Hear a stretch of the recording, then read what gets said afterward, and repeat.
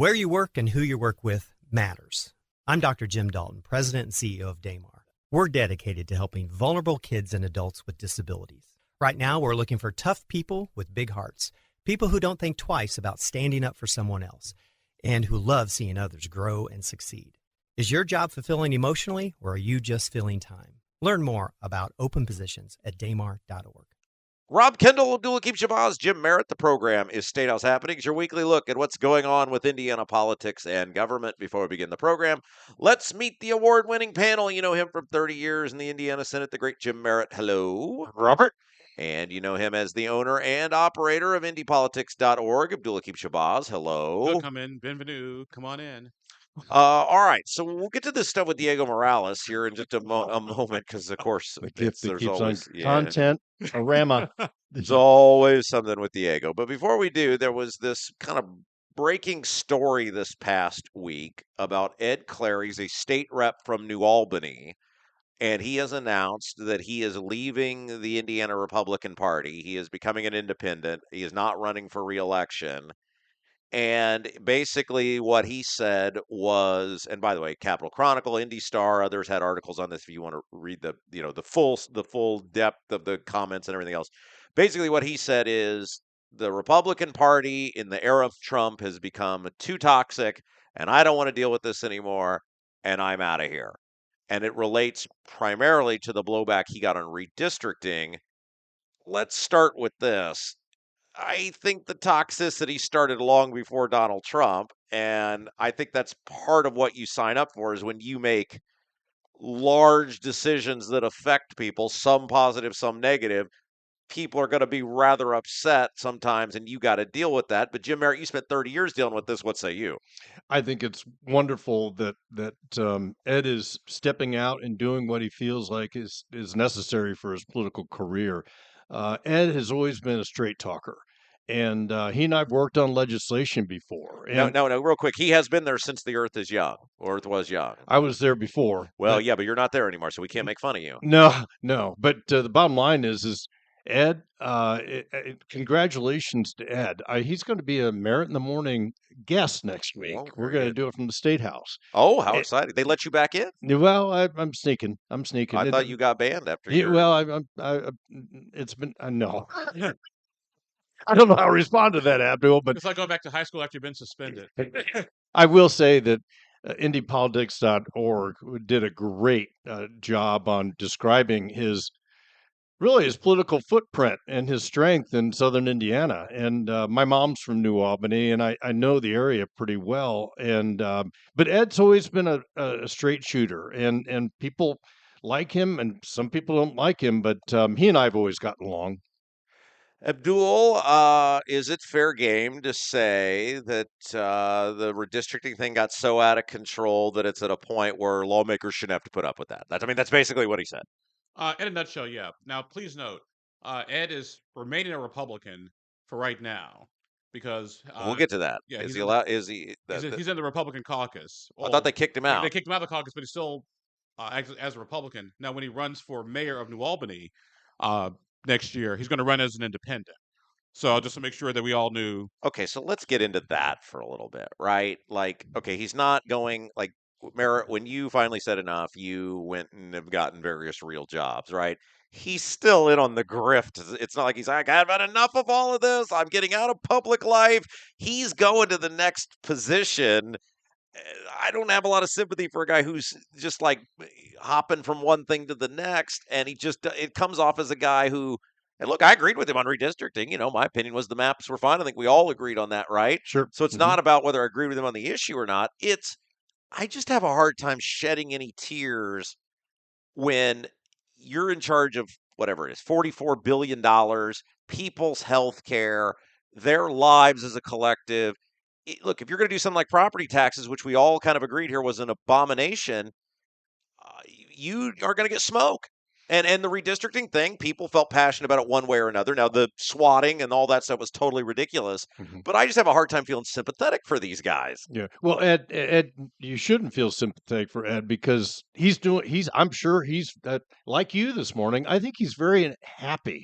And I think he's embracing, and he's always been a thorn to the leadership of the House of Representatives. There's no question about that.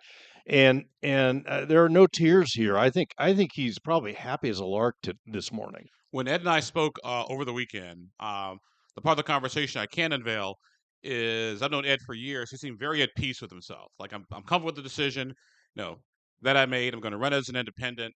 And then the Floyd County Republican chairman just tried to rip Ed a new one, which I kind of like. No. Okay, so let's Well, talk. you line that up well. Well, and let's. IndyPod- Yeah, so you had a big thing politics.org. on the cheat sheet about this, which everybody can get over at indypolitics.org. Okay, so walk everybody through this. So he comes out with this big statement about the toxicity of Washington invading Indiana, and everybody not everybody, but many people in the state house agree with him, but they're afraid to speak up. And he, of his own volition, left the Republican caucus, correct? He Right. wasn't booted out. But am I understand that correct? No. He left the Republican Party. What you said in cheat sheet is that the speaker said he wasn't, and he was no longer invited. Yeah. Because he left, but he quit, right? He did. He I did don't it. think he quit. I think he expected to caucus with them, but was told not to. Okay. And by the way, it was not a unanimous caucus decision either. It was Right. very. So they did boot him out. Yeah. It was split. Okay. Okay. Well, okay. Let me rephrase this because all this run together. We've had a very eventful week, as most of our audience knows. Okay, so Who's we? he had already announced, though, that he was running for New Albany mayor as independent. That's what it was. He That was the linchpin. Yeah, that he had said that first. That was his statement first, that he was running for the mayor of New Albany as an independent, and then as a result of that, the Republicans kicked him out of the House of Representatives, kicked him out of the caucus. Right. Is that correct? Yeah. Okay. Now, please note, Ed did run for mayor in 23, and he came in second. He lost to whoever the Democrat was at the time. So it's not him running for mayor of New Albany isn't a brand new. Well, this is thing. my point, right? I mean, these guys just like, remember in Caddyshack, don't you people have homes? Yeah. I mean, they just, okay. You see, but I don't necessarily think of it as office hopping. I really don't, because my thing is some people work better in the legislative branch, some people work better in the executive branch.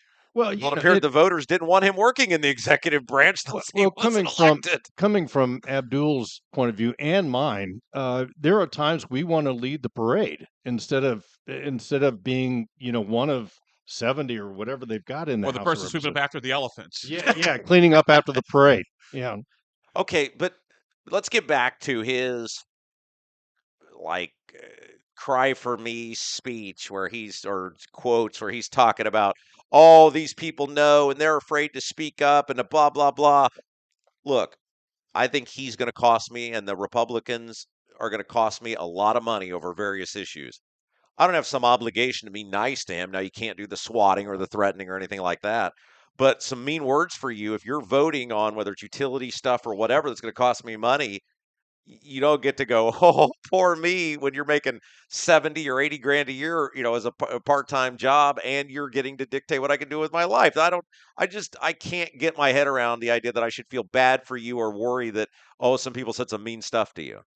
See, I don't think it's a matter of feeling bad. I think it is what it is. And so, like I said, when Ed and I talked over the weekend, I was like, well, so how are you feeling? Like, I feel very comfortable with my decision. Mm-hmm. I wasn't happy. The toxicity that is Washington D.C. has now hit Washington, Indiana. Mm-hmm. Well, every time he drives up from New Albany to be in the House of Representatives or be in a committee, he's got to understand that he's stepping into the circle, and criticism is very well apparent and will be there constantly from now on, and it has been for so long. Yeah, but if you think about it, it's basically a 45-minute drive from New Albany to Indianapolis. You can just imagine what's going through Ed's mind as he's driving up, like, oh, gotta go deal with this again, and how happy he is on Thursday at 1:00 when he's heading back. Well, let me ask you that, because you were a senator in Indianapolis and Yes. Fishers, Yes. but Indianapolis, right? You were from the area. Yes. You knew all the players. You know the lobbyists. The world that is your world, right? Yes, it was. Mm-hmm. Yeah. For a guy like that, his world is where he lives. Yeah. He has to inject himself Right. into this world that is not his home. And so I do wonder, and you're probably best to speak to this, do these guys from outside the donut counties, do they loathe that existence? Like, I mean, it's they're you didn't have an outside world. That was your world. These people have a world that most of us don't know anything about. Yeah, and just think about it. In the early '90s, we were in session all 5 days, and they don't do that, and in committee all 5 days, and so And no cell phones and no no internet. cell phones, no nothing, and so you brought a suit of clothes for the whole week, and they were islands, Robert. I could never do that when Bob Meeks would drive in from LaGrange and be in Indianapolis all week long, not seeing your family. And I know you get paid for it, but back then it was $11,600, and so you absolutely have to be dedicated. If you're going to drive 90 minutes, or Vanita Becker driving in from Evansville, David Ford driving in every day, Senator David Ford driving in from Hartford City every day, and so yes, you feel like you're outside. It kind of grows the bias towards Indianapolis that we, the Marion County, get everything. And when the city of Indianapolis puts 30% or more of the monies in the general fund, but the bottom line is, yes, from the outside the donut, you feel like an outlaw. One of the most incredible journeys I've witnessed is seeing people with intellectual and developmental disabilities, including autism, get the care they deserve. It's life-changing. A not-for-profit started by families for families, Damar helps thousands in central Indiana live more joyful and independent lives. You can help bring hope to countless families in Indiana with a donation to support our work. Visit damar.org to learn more. Rob Kendall, Abdul-Hakim Shabazz, Jim Merritt. The program is Statehouse Happenings, your weekly look at what's going on with Indiana politics and government. I don't even know where to start with the Diego stuff. This has been your world. All right, let's start with this. Putting this together on Wednesday. I think it'll be posted on Wednesday. I don't know. Look, we're going to get into a new way we post this program, a new way we present this program. That stuff is all coming. We're just duct taping this together for the next few weeks. We're basically building the plane as we fly. Yeah, it's going to be great. It's just it's fun. People will find it. I just want people to know that this is because Abdul. We're going to load this, I think, to Abdul's Indie Politics SoundCloud, and so it'll be a new way people are consuming it for the next couple weeks. That will not be the permanent way we do this. We have some great stuff in the works. It's going to totally change how we do this, but bear with us because it will take a while. But we felt very adamant, and people love this show. We said we'll keep it going until we get the permanent home for it. We have sponsors for it, et cetera. So thank you, our sponsor. Damar. WYRZ. Well, yes, they're letting us use their studio. Yes.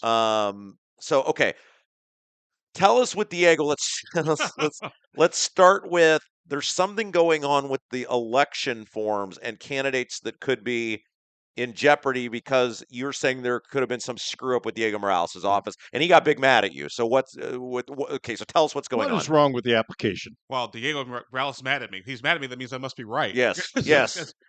Okay, in a nutshell, approximately 330 candidates. Okay, when you file to run for public office, you got to do what's called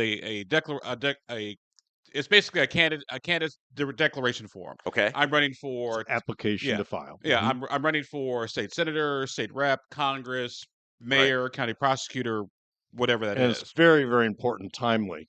Yes. By the way, the deadline to get all that filed is Friday. That's right. At noon. So I got a tip from a good friend. Like, hey, Abdul, I think there's something wrong with these candidate declaration forms. May want to take a look at it. And so, like, hey, well, I took a look at it. And it wasn't so much the form as it was the people who authorize the signatures in the whole 9 yards. And by my count, there are about 330 candidates who could be at risk for getting kicked off the ballot, because if the form isn't authorized correctly, that can be potentially for a challenge, and you can be thrown off the ballot. And this has started to spread like crazy. And because there are two places you can file. You can file in the election office, or you can file in the Secretary of State's office. If you filed at the Indiana Election Division, it looks like everything was fine. You're all good to go. If you file in the Secretary of State's office, where people go and The get ceremonial ceremonial, get their picture taken, and look at me, blah blah blah. signing it. Yeah, Mhm. that's where you may have the problem. So I posted this up on anypolitics.org. I posted the first story yesterday. The second story, as we record this, will be posted about noon today, because Diego responded, called me, fake news. Yes. Well, like whatever, dude. He don't like you. No, he doesn't. Okay, let me read his statement, then we'll get into this. Once again, my office is combating irresponsible information. By the way, this was posted on his official Facebook page. This article is a gotcha attempt. Not only is it unprofessional, but it sows distrust in our election process. Candidates should be assured that the Indiana Secretary of State's office takes every precaution necessary to guarantee candidate filing paperwork is completed according to Indiana law. As Indiana's chief election officer, I will continue serving Hoosiers and not allow misleading reports to discredit confidence in our state's election process. Now, please note, he never said I was wrong. No, He never does. no. It's just like when he went ballistic on us at that whatever that was, that motor vehicle advisory board meeting or whatever. He started screaming while people were eating their lunch. Yeah. It's just, you're fake, you're this, you're that. Go ahead. I just want to Well, right now they're very busy trying to find an election bill that's still alive to amend it. Yes, to get out to the other things and take care of. Now, the election board, I want to say the election board can probably, I'm still doing some research on the law. The election board can probably just accept all the forms and then get everybody to move on. But I do know for a fact that once this story got posted, it spread like wildfire. Oh, no question about it. Yeah, people looking at their phones on the House floor like, what the? Okay, but here it comes back to the thing we've all talked about. He essentially uses that office as a legalized 24/7 campaign machine. That's all he appears to do, is campaign using his state office, and nobody takes him to task, and he's thus far been allowed to do everything that he's done. Now him using the video of him in the Marion County with the Marion County election workers got him in some hot water, but thus far he's still doing everything that he's including shoveling snow. Yeah. And by the way, this week the election board is going to release its recommendations to what they think should be done with Diego Morales. Okay, so my point in all this, though, is he's so focused on attention that it appears he has zero focus on the nuts and bolts of the job. And you know this, Jim, better than anybody, which is treasurer. It's not auditor anymore. It's comptroller, secretary of state. Those should be boring positions where you are an administrator of the will of the General Assembly and the governor's office who are working collectively to pass legislation. Yeah. That's the job. It should be boring. Administrative offices, nuts and bolts of government. And there's no question about it. And these guys like Morales and Rokita and Micah, they've turned these offices into trying to make themselves celebrities versus just like, say, a Dan Elliott or an Elise Nishala, who you never hear anything about, who just go do the job. And I think when you're a Diego and you're so focused on look at me, look at me, look at me, look at me, look at me, look at me, the ABCs of doing the job, Abdul, like you pointed out, potentially fall through the cracks. I did an interview with Dan Elliott a while back. Like, by the way, Dan, just let you say thank you for being boring. Yeah, and he excels at it. For being boring, just coming in, doing your job. So again, you got a little bit of the political stuff you got to do, which I get all that. But just thank you for just coming in, doing your job, and going home. Yeah, workmanlike. Yeah, no question about it. Yes. And Lisa's the same way. I mean, she does her job and moves on, and we should honor them for doing their job. I mean, even it's kind of sad when you got to give people accolades for just coming in and doing your job. And Diego is really, I mean, look, even when Rokita was Secretary of State, look at what he became. But even when he was Secretary of State, and Jim, you were there, he was a pretty normal guy. Like, he did the voter ID thing that has been great for the state. He drew those fair maps using artificial intelligence. He got out of that limb. Yeah, no question about it. But he wasn't, it didn't seem like the glory hound stuff that we see today. And that all started with the U.S. Senate. Yep. That all started with the U.S. Senate run. Yeah, and that Trump-like anger, if you will. And so my point of all this, whether it was Rokita or Connie Lawson after that, or if you want to go to the auditor's side, Tim Berry or Connie Noss, or any of these people, right? Kelly Mitchell. Kelly Mitchell, you didn't. Yeah. And while Murdoch was controversial as a Senate candidate, he was not as the treasurer. No, Did his job. They all did their jobs and did them well, and then the state benefited from their effort, no question about it. So I just look at this and to come back to the Ed Clare point to some extent. Now he's talking about people being mean to him, but we've just passed the point where governance matters. It's headlines, it's clicks, it's interviews, it's social media shares, and these guys all appear to be just always running for the next thing, right, versus doing the job. And it gets back to the incumbents in the Indiana Senate, the Republicans who are being challenged in the primary. These candidates that are running it against them, I don't know where the money's coming from, but they don't have clicks, they don't have any presence online, and I don't even want to talk about them by name because the incumbents are going to win in May, and I don't know where the money is. I don't know where the social media presence is. Actually, I do. Well, you touched That's on why this. you're here. Let's brought that up. While the candidates do not have a lot of money, they just need to be on the ballot. But the issue is going to be it's Club for Growth is going to spend some money to help promote these candidates. But here's the thing I found out is that Club for Growth isn't doing it for the candidates. Club for Growth is doing it for Donald Trump. Yes. And Club for Growth knows that most of these guys are going to lose. So they're going to spend just enough money to make Donald Trump happy. And that's it. And the three races I'm paying attention to are Travis Holdman up in Auburn, Greg Good over in Terre Haute. And next I'm paying attention to Greg Walker down in Johnson County and Ron Alting's race. And actually Greg Walker is an interesting one because he's running against Michelle Davis. Right. Who's a state representative. And so ironically, the most vulnerable state senator is the one who really has nothing to do with the whole Donald Trump Turning Point Right. USA stuff, which I thought was interesting. Well, and so so like there's 5 or 6 of these guys they're going after. Let's say you get one, which with the power of incumbency and statistical reelection odds, you're going to be lucky to get one. Was it worth it? You got one of these guys out of there. We'd have to ask David McIntosh at Club for Growth because they're not running on my point on all this, and we talked about this I think last week.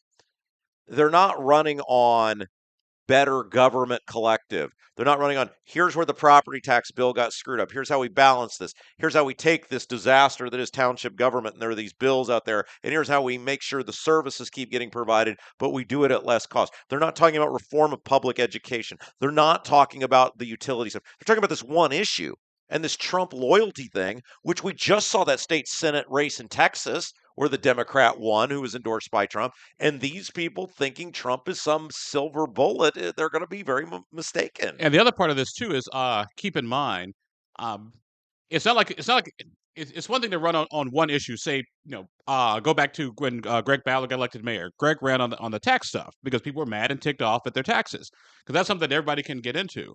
What are these guys running on, or to challenge an incumbent because he didn't do the maps that Donald Trump wanted? And your point would be what? Right. Something that doesn't impact or affect people. Like that's your issue. Like I bust my butt on property taxes, on healthcare, on school funding. I got all these ideas, and your thing is vote him out because he didn't do the Donald Trump. Yeah, and also I think Michelle Davis, state representative, running against Senator Greg Walker, because Walker changed his mind and was retiring. I bet you their sheet, their record almost is identical, and she doesn't really have a whole lot to talk about other than redistricting, and I've talked to a few of the Senate Republican caucus members, and they get thanked in a lot of different places like church and groceries for taking the stand on redistricting. And it's just kind of fascinating how many letters they get in a time where letters aren't popular. And by the way, and here's the most ironic point of Greg Walker, Michelle Davis. Greg Walker beat Bob Garden, literally 20 years ago to the day, because Garden was the incumbent and Walker was the challenger. Yes. Because I remember I was in the car that night, because we didn't do election coverage at WXNT that night, we just kept near on everything. And driving back to Springfield that night, I'm listening to the coverage, and like Greg Walker is beating Bob Gart's like, oh. Yeah, I was standing right next to Bob Garton that night. Yeah. And that was a surreal night. Okay, so what? There's a couple weeks left in the General Assembly. Through the end of February. Yeah. So what? Well, yeah, three-ish, maybe 4 weeks left in the General Assembly. What's out there?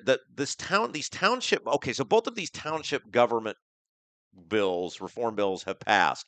A township trustee asked me the other day, which one do you think will be the one that wins in the end? Because one of them goes much further than the other one in terms of reforming township government. I said I don't think either.